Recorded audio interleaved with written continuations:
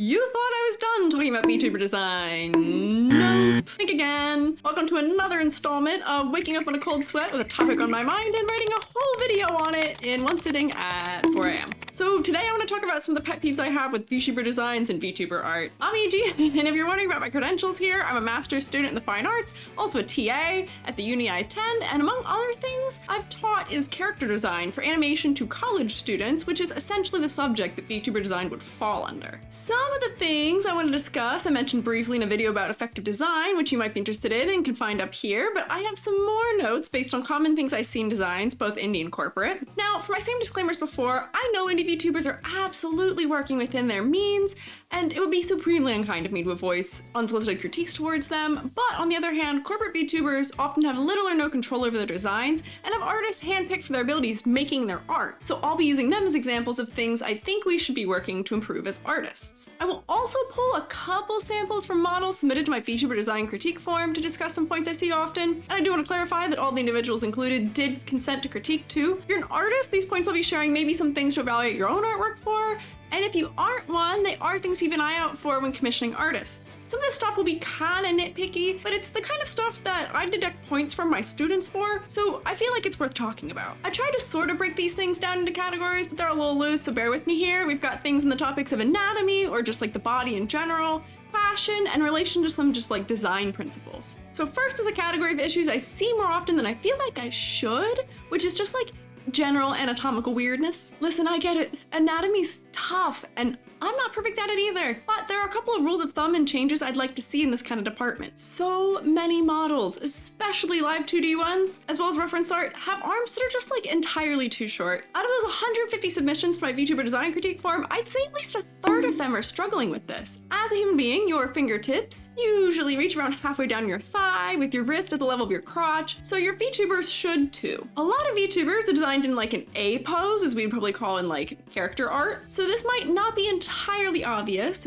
but if we draw a line from the inside of the shoulder to the tip of the fingertips, then rotate it to be vertical, we can test this. Often, it might not even be that the arms are too short, it ends up being that the pelvis is too long, or the crotch is too low in the body, or the opposite, the torso is really short. Having stylistically long or short torso is A-okay, but you may need to adjust other proportions in order for it to not set off the kind of like, something's odd here alarm for your viewers. I'm also not talking about chibi and hyper stylized models here. I get that they usually either have stylistically longer arms or shorter arms, but for your average VTuber who is like 6 or 7 heads tall, this length rule should be followed. Next, semi-related, is having hands and feet that are proportionally just too small for the body. We're all quite stylized as VTubers, so there's a pretty acceptable range for proportions that we'll look at and can like generally accept at face value, and figuring out what the right size for elements are can take a little trial and error, but it's worth figuring out. Itty bitty tiny ankles and hands on a curvy model with thick thighs will come across sorta odd, but on a 5 heads tall chibi model will be accepted because chibis being less realistic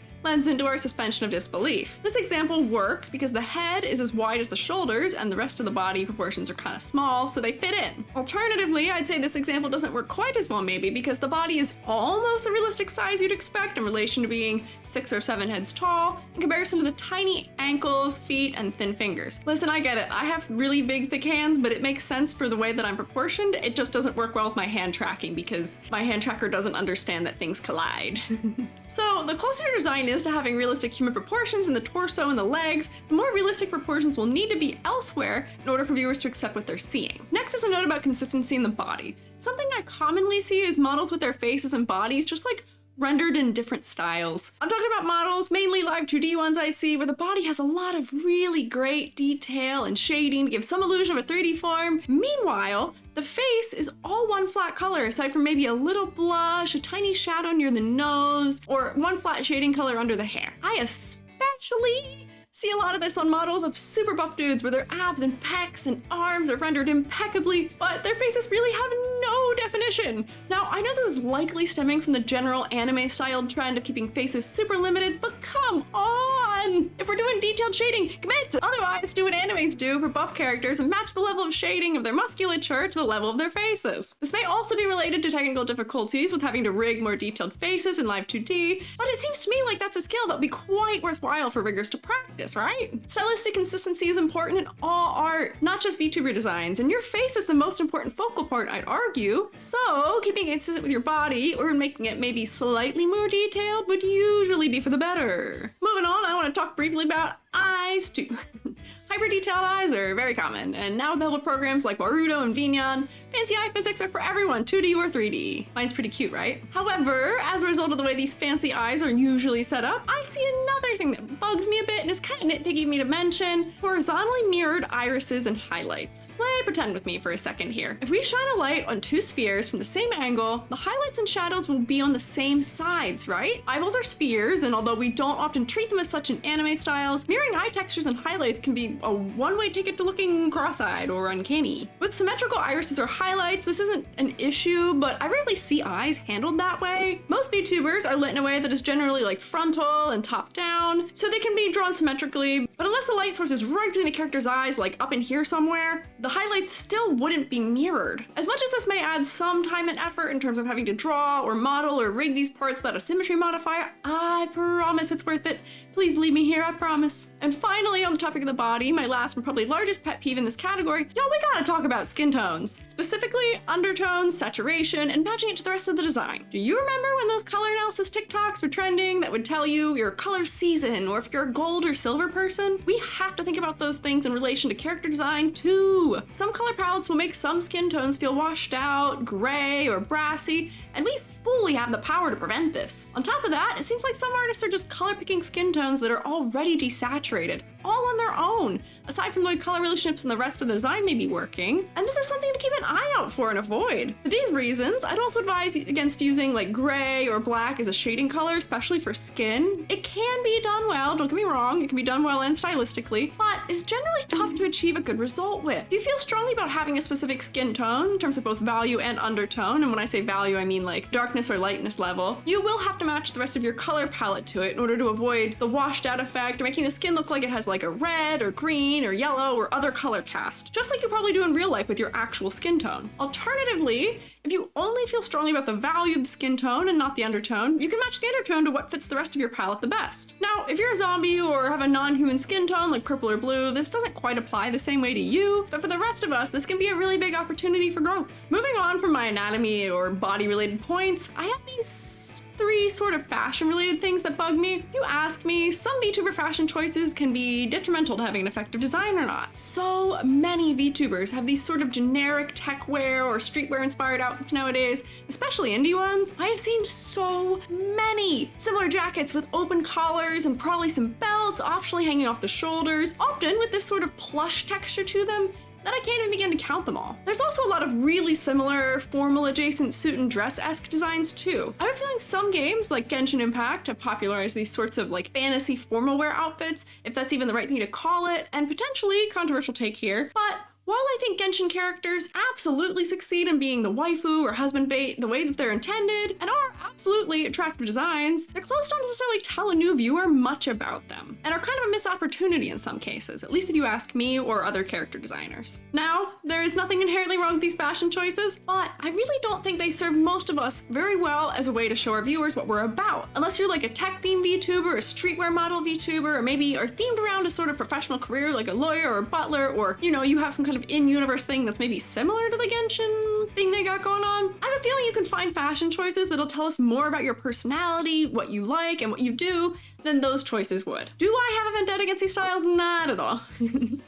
It's fun how I have a weird kind of outfit that probably falls into one of these categories right now, but this is why I'm making myself a new one that makes more sense for my character than this one does. This model is just silly and quick so I could get started, and it's about time I upgrade and fix it. Just a little Squeegee 2.0 teaser for you. If you really personally like these styles or dress like it in life, do not let me dissuade you from it, but I just want to say that I've seen a lot of missed opportunities as far as character outfits go, In relation to clothes, I also want to mention over-detailing in them. It's one thing if you're going for a style like Decora that's hallmark is the overwhelming details and colors, but I don't think that's what's happening most of the time when I see this going on in VTuber designs. This is the 4 hairpins, lace, a pattern, gems, bows, stickers, gradients, sparkles, and more, all smashed into one design. You wind up being overwhelming to look at without a clear design motif. This is something where I recommend picking maybe 1 or 2 or possibly 3 of those elements at most to keep and use, and finding creative creative ways to incorporate them into the design. This example here is a great example of it. We're using that kind of like spike motif as almost a stand-in for fluffy elements. It's a fun use of a repeating motif that is detailed while not being overwhelming. I also want to bring back my plushification test that I've talked about before. If you can't pare your design down into a so-called marketable plush without heavily removing elements, you may need to rethink what all of the detail is really doing to benefit you. Detail should serve a purpose, whether it be to highlight a focal point, tell us about your character, or something else. Detail, for detail's sake, is not helpful, so it might be smart to pare it down. And I've mentioned in a previous video that over-detailing can intimidate your fans out of wanting to try and draw you too, and I have a feeling that's not what you want. And finally, the topic of clothes, and sort of like the flip side of over-detailing, is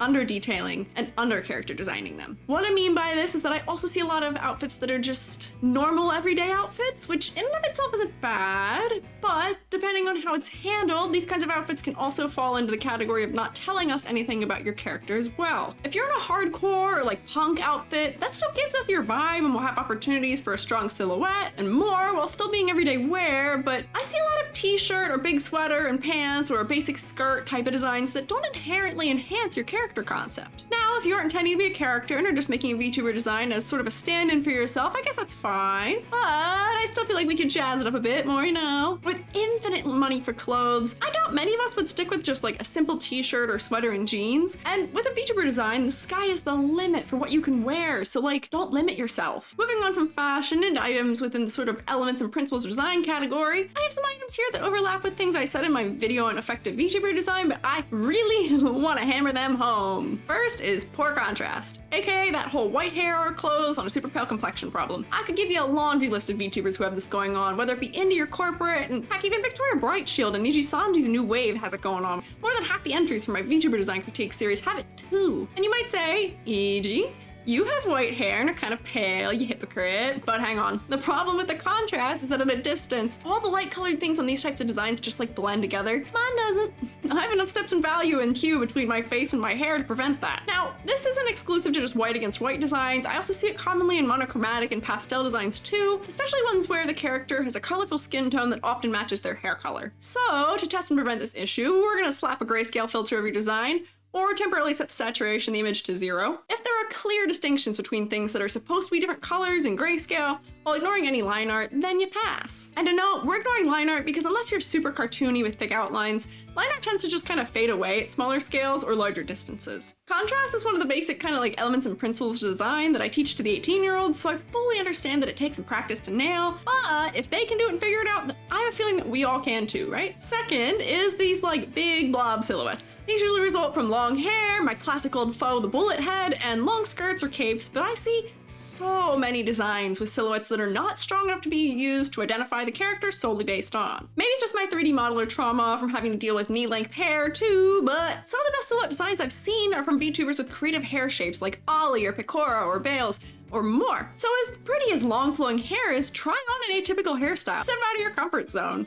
VTubers love their like 2x4, Dorito, and hourglass bunny shapes, but I'm sure we can expand beyond that using clothing shapes, exaggerating limb shapes and sizes, doing some funky things with your hair, and more. This is a major area we can innovate on, and as a character designer, my eye like twitches a little bit when I see things I want to exaggerate in someone's design because their silhouette would be so good if they did. But enough with the weird blobs. Really design it with black, and if you don't have an interesting shape that's identifiable, try changing something up, exaggerating something, cutting your hair, do something. And last, my final pet peeve for VTuber designs that I was thinking about today or tonight.